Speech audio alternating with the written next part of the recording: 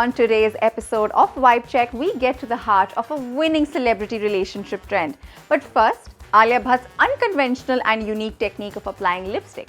We do a street check with Delhi's fashionistas to find out if the technique is a trend in the making. Alia Bhatt recently revealed her unique technique of applying lipstick, and we've never seen anything like it. Instead of applying the lipstick by moving the hand across the mouth, she does the exact opposite. Has she hit upon a genius new method? We stepped out on the fashion streets of Delhi to find out.